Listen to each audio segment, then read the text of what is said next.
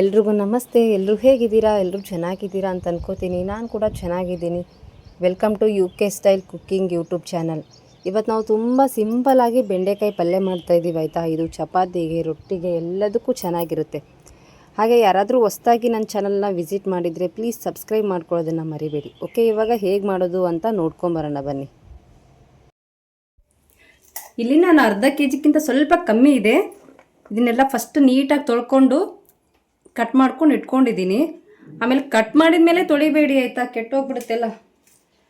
ಆಮೇಲೆ ಒಂದು ಟೊಮೆಟೊ, ಆಮೇಲೆ ಜೀರಿಗೆ, ಸಾಸಿವೆ, ಆಮೇಲೆ ಕರಿಬೇವು, ಸ್ವಲ್ಪ ಎಣ್ಣೆ, ಖಾರ, ಉಪ್ಪು, ಅರಿಶಿನ, ಇಷ್ಟೇ ಆಯಿತಾ. ನಾನು ಜಾಸ್ತಿ ಏನು ತೊಗೊಳಲ್ಲ. ಇಷ್ಟರಿಂದನೇ ಚೆನ್ನಾಗಿರೋ ಬೆಂಡೆಕಾಯಿ ಪಲ್ಯ ಮಾಡೋಣ ಬನ್ನಿ. ತುಂಬಾ ಸಿಂಪಲ್ ಇದು. ಹಾಗೆ ಯಾರಾದರೂ ಹೊಸ್ದಾಗಿ ನೋಡ್ತಾ ಇದ್ದರೆ ಚಾನಲನ್ನು ಸಬ್ಸ್ಕ್ರೈಬ್ ಮಾಡ್ಕೊಂಡು ನೋಡಿ ಆಯಿತಾ. ಓಕೆ, ಇವಾಗ ಹೇಗೆ ಮಾಡೋದು ನೋಡ್ಕೊಂಬರೋಣ ಬನ್ನಿ. ಇವಾಗ ಒಂದು ಪ್ಯಾನ್ ಇಟ್ಕೊಂಡಿದ್ದೀನಿ. ಸ್ವಲ್ಪ ಎಣ್ಣೆ ಹಾಕ್ಕೋತೀನಿ ಅಷ್ಟೇ, ಜಾಸ್ತಿ ಏನು ಹಾಕ್ಕೊಂಡಿಲ್ಲ. ಆಮೇಲೆ ಬೆಂಡೆಕಾಯಿನ ಚೆನ್ನಾಗಿ ಫ್ರೈ ಮಾಡ್ಕೋಬೇಕು.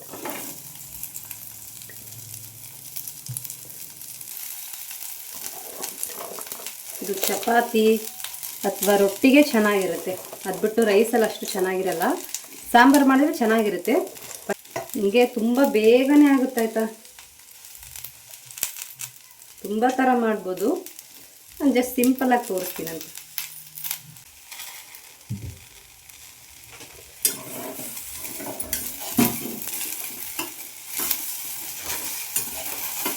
ನೀವು ಪ್ಯಾನಲ್ಲಿ ಹುರ್ಕೊಳ್ಳಿಲ್ಲ ಅಂದರೆ ಒಂದು ಹಂಚು ಇಟ್ಕೊಂಡು ಹಂಚು ಮೇಲೆ ಹುರ್ಕೊಂಬಿಡಿ.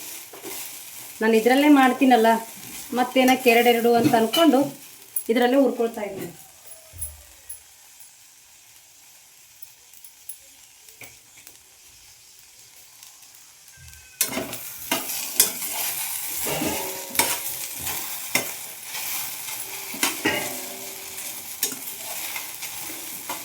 ಬಟ್ ಹೆಲ್ತಿಗೆ ಮಾತ್ರ ತುಂಬ ಒಳ್ಳೆಯದು ಬೆಂಡೆಕಾಯಿ ಆಯಿತಾ.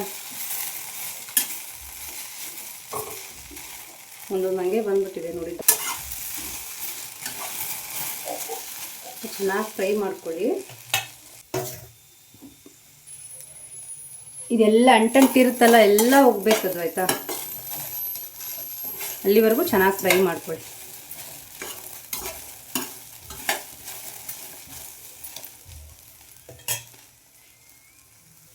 ಇವಾಗ ನೋಡಿ ಆಗಿದೆ. ಇದನ್ನು ಪ್ಲೇಟಿಗೆ ತಗೊಂಡ್ಬಿಡ್ತೀನಿ.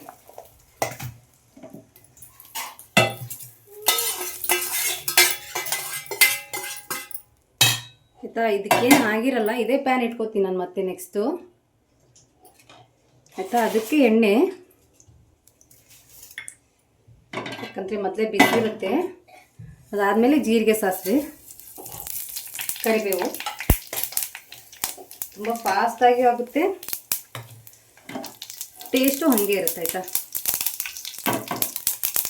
ಬಿಸಿ ಇರುತ್ತೆ, ಹಾಗಾಗಿ ಸ್ವಲ್ಪ ಲೋ ಫ್ಲೇಮಲ್ಲಿ ಇಟ್ಬಿಡಿ.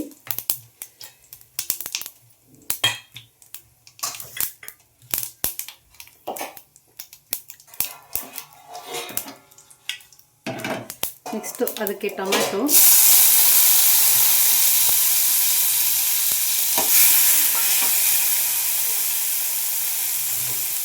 ಅದಾದಮೇಲೆ ಬೆಂಡೆಕಾಯಿ,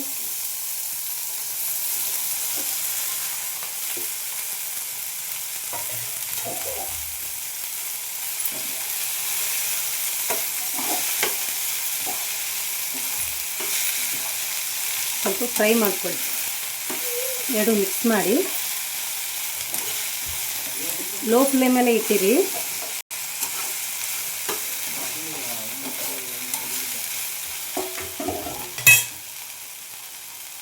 ಆಮೇಲೆ ಖಾರ, ಉಪ್ಪು, ಅರಿಶಿನ ಪುಡಿ ಅಷ್ಟು ಹಾಕ್ಕೊಂಬಿಡಿ, 3.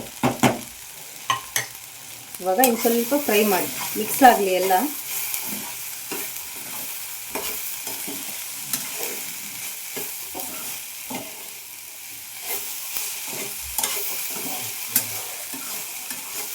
ಆಮೇಲೆ ನಮಗೆ ನೀರು ಎಷ್ಟು ಬೇಕು ಅಷ್ಟು ಹಾಕ್ಕೊಳ್ಳಿ. ಜಾಸ್ತಿ ಏನು ಹಾಕ್ಕೋಬೇಡಿ.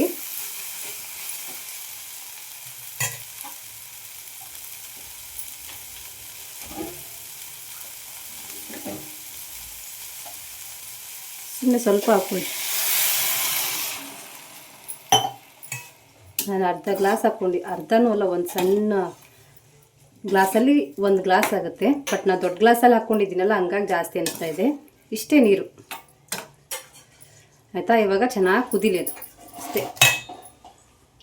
ಇದೇನಾದರೂ ಕ್ಲೋಸ್ ಮಾಡಿ ಇಟ್ಬಿಡಿ. ಇವಾಗ ಗ್ಯಾಸ್ನ ಮೀಡಿಯಮ್ ಫ್ಲೇಮಲ್ಲಿ ಇಡಿ. ಇವಾಗ ಇದ್ರ ಮೇಲೆ ಒಂದು ಪ್ಲೇಟ್ನ ಕ್ಲೋಸ್ ಮಾಡಿಡಿ. ಚೆನ್ನಾಗಿ ಕುದೀತಾ ಇದೆ. ನಾನು ಒಂದು ಸೈಡಿಗೆ ಚಪಾತಿ ಮಾಡ್ತಾ ಇದ್ದೆ. ಇದು ನೀರು ಖಾಲಿ ಆಗಬೇಕಷ್ಟೇ, ಮತ್ತೇನಿಲ್ಲ.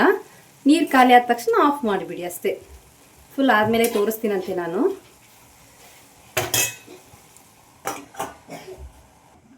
ಇವಾಗ ನೋಡಿ ಫುಲ್ ನೀರೆಲ್ಲ ಖಾಲಿಯಾಗಿದೆ. ಆಯ್ತು, ಇವಾಗ ಇಷ್ಟೇ ಬೆಂಡೆಕಾಯಿ ರೆಸಿಪಿ. ತುಂಬಾ ಸಿಂಪಲ್ ಆಯಿತಾ. ಅದು ಬೇಕು ಇದು ಬೇಕು ಮಸಾಲ ರುಬ್ಬಬೇಕು ಅನ್ನೋದು ತಾಪತ್ರೆನೇ ಇಲ್ಲ ಆಯಿತಾ. ಇಷ್ಟು ಬೇಗ ಆಯಿತು ನೋಡಿ.